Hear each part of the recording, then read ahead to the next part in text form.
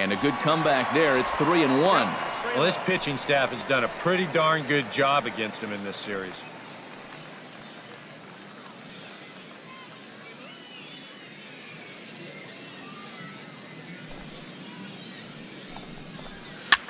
A fastball here, and this is softly hit and fouled off to the left.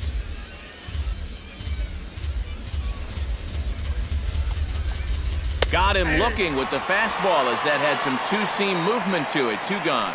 And now we'll look at the starting lineup for the visitors in this one. Eric, who stands out to you? Well, I think the focus has to be on the man hitting third. He was an absolute beast at the plate last month, hitting over 450. Opposing pitchers must be dreading the thought of having to face him right now. Seems like he's hitting everything. John Pitts is set to stand in, and he'll be looking to change his fortunes in this one. He's seen his numbers take a bit of a hit in recent action. First pitch on its way. Low for ball 1.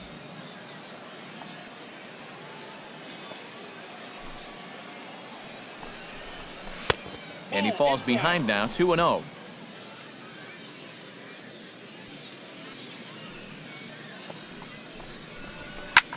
High fly ball out to straightaway center. Moving under it, Bridges. And that retires the side. But another look here at the solo shot leading off the ball game. Bottom of the first coming up, and Montgomery's out in front here, 1-0.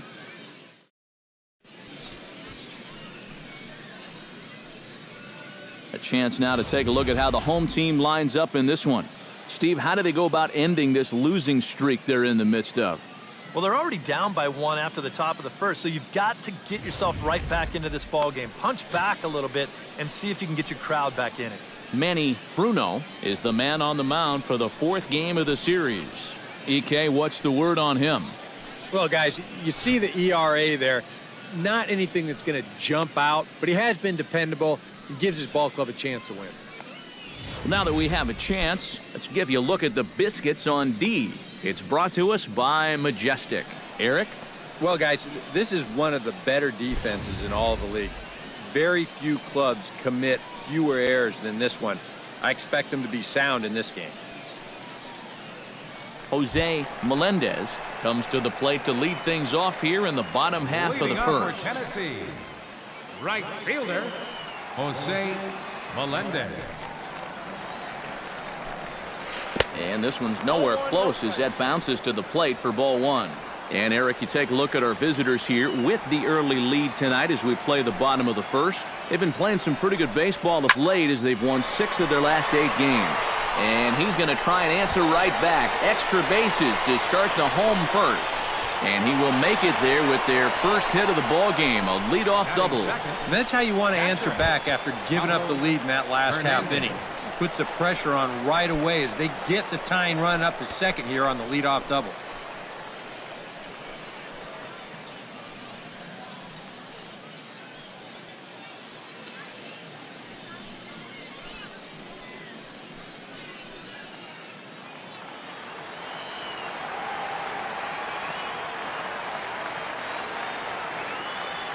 First pitch of the at-bat on its way.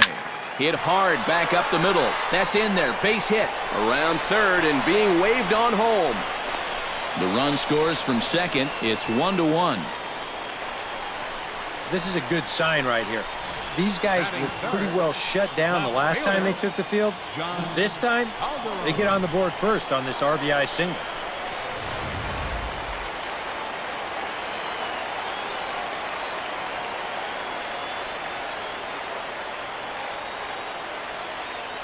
Stepping in now, John Calderon tried to hold back, but this is popped up.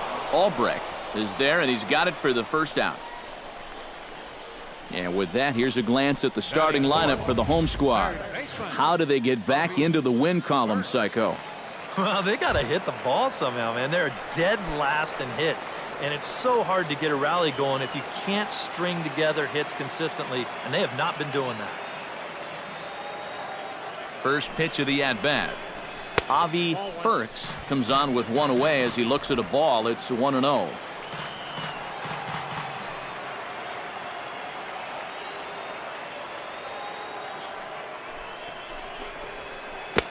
And he won't bite at that one either. It's 2-0. Well, two very good takes here. You can see they're trying to get him to hit something on the ground, but he's going to make him bring something up. Smoked on the ground up the middle. To second for one. Relay to first in time. And just like that, this side is retired. So 1 run on 2 hits, no errors, and no one left on base. On now to the top half of inning number 2. All tied at 1-1. Derek Rosado will stand in now, just a few ticks shy of the 300 mark for the season. And he hit over 300 during the last month, so he's seeing it really well right now.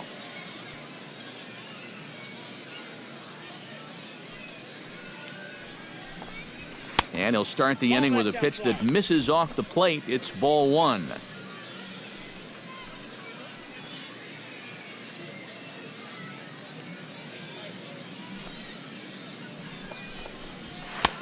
And here's his fastball for a called strike 1, and he's hitting an even 90 on the gun. From the windup, the 1-1 pitch. No offer on that one. 2 balls and a strike.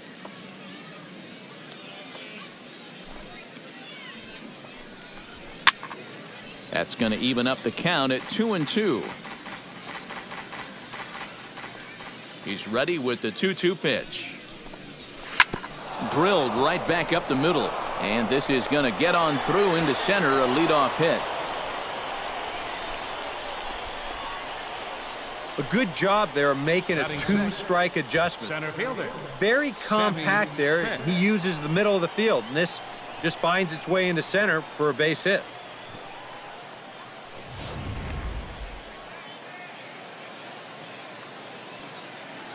Into the box, Sammy Pitts, as the first pitch to him is taken low and away for ball 1.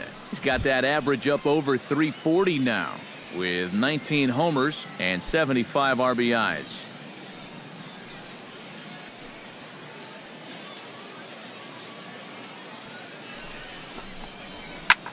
Hard hit to the left side, but taken in out there at short. And that'll be the first out of the inning. And with a quick breather here, let's give you a look at the Tennessee defense. It's brought to us by Majestic. EK, what do you got?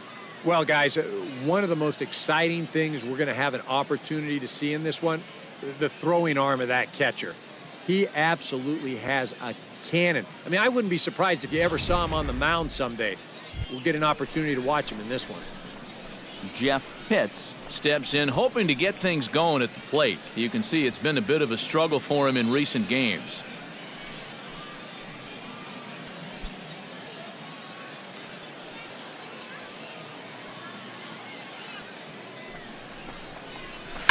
Line drive to left, and that'll get down for a base hit.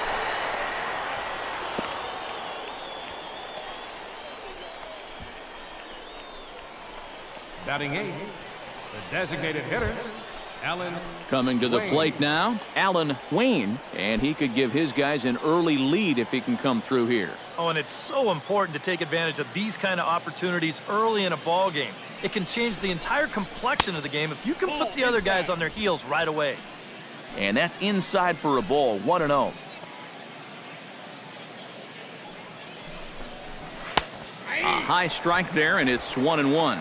And, you know, I think it's going to be important that when guys get their pitches, they take advantage. There it looked like he was taken all the way, and he may not get another pitch that catches that much of the plate. Now both runners are breaking, and he'll fall behind now to 1-2. Runners are at first and second with 1 away. Chop foul over towards the dugout.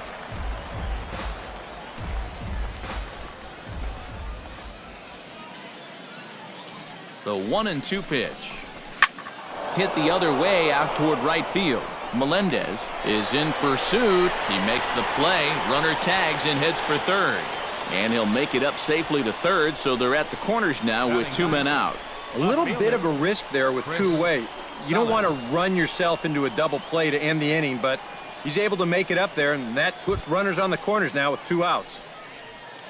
Chris Salas gets a shot now with deuces all around. 2 on, 2 out here in inning number 2. And a high strike to begin the at-bat. It's 0-1.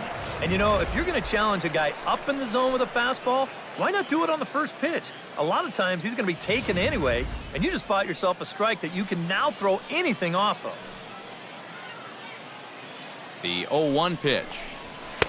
And this misses the outside corner, so it's knotted up at 1-1.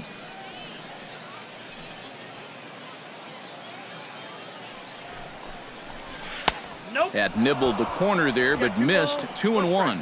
Boy, what a nice job so far of working himself into a hitter's count. Now he can go to work on maybe picking up that 2-out RBI out of the 9-hole.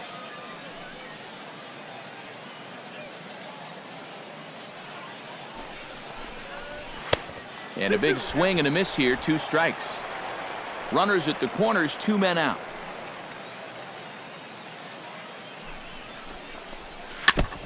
Now a swing and a ball chopped foul right at home plate.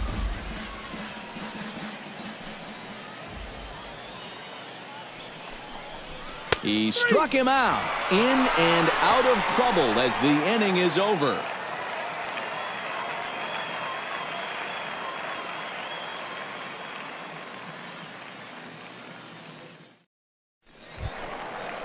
John Clark will get his first opportunity here, and that average is certainly not where he wants it, down in the 220s to begin the ball game. When you look at what this guy has done so far this season, it hasn't looked very good, and you can tell why. He's only had 5 hits in his last 10 games. That just adds to the mediocrity.